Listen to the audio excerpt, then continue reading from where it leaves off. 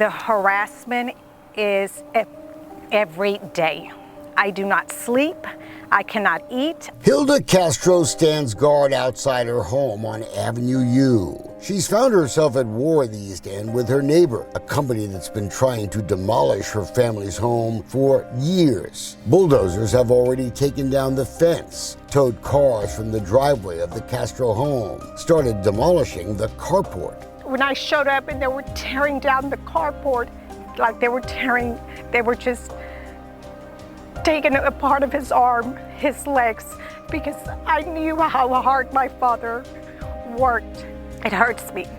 It hurts me. Hilda's father, Abel Castro, was a mechanic in the East End. He saved up enough money to start buying a few properties facing foreclosure, made a down payment on this house on Avenue U in 2003.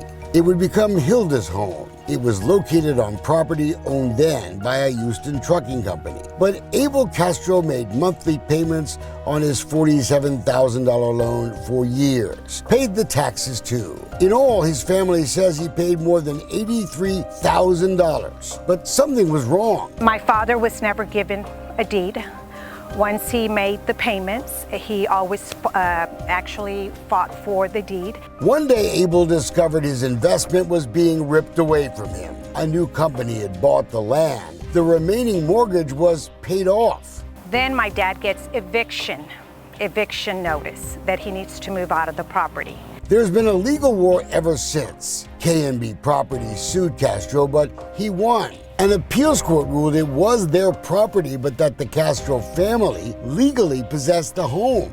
Abel has since passed away, but the fight hasn't stopped. Police have been called more than once recently. It's a war of heavy machinery against the defiant Castro family. Someone has to put a stop to it.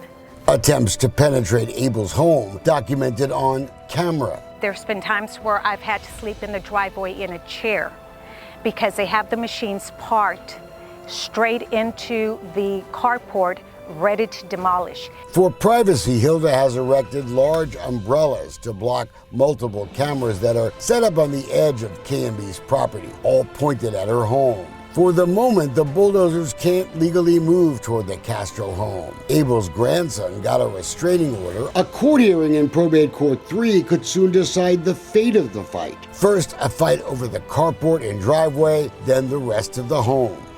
Hello? He's here, but he's in a meeting, and he said he's not talking to anybody.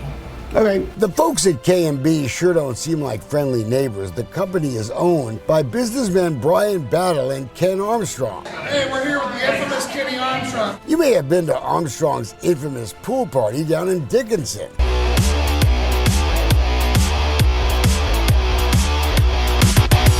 Doubt I'll get an invitation after this report. Are y'all gonna move everything, or does he have to call the police? Or? Have him call the police. Okay, I just wanted to know. Yeah. I don't know.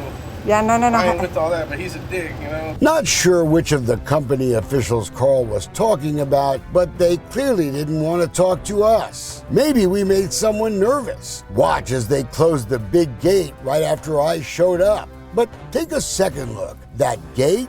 It's covering a city street, Avenue V and Cesar Chavez Boulevard. We noticed that Terminal Drive, the public road on the other side of their complex, had a no trespassing notice on it. For weeks, we tried to find out just how much K&B had paid for the right to commandeer public streets. They took them over a long time ago. We found aerial photos showing nothing blocking Avenue V in 2010, but the next year, there was a gate. Terminal went all the way through. Did no one ask for 10 years if K&B took over these streets illegally? You know us, we did.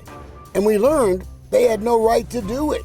City inspectors have put a red tag on that very same gate 2 days later. I just wanted to ask you about and talk to you about your gate on Avenue V.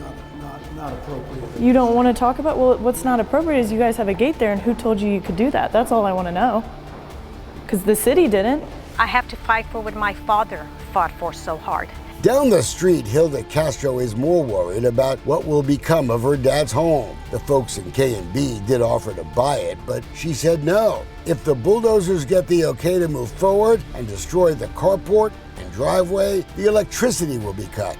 If they demolish it, I have no electricity coming into the house. And that is their main goal, to have my house condemned, so I have no choice but to sell to him. Okay, well, if you don't want to talk about your gate, then let's talk about your neighbors, the Castros. Abel paid 80 grand to have his home there. The courts told you no twice, so why won't you leave him alone? That's all I want to know. Why won't you leave him alone?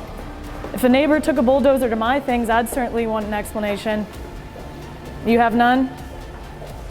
We are gonna go out and party tonight. We got 3 limos coming to take us out. It's a ball. Thank y'all. But my house is not for sale. My father's house is not for sale.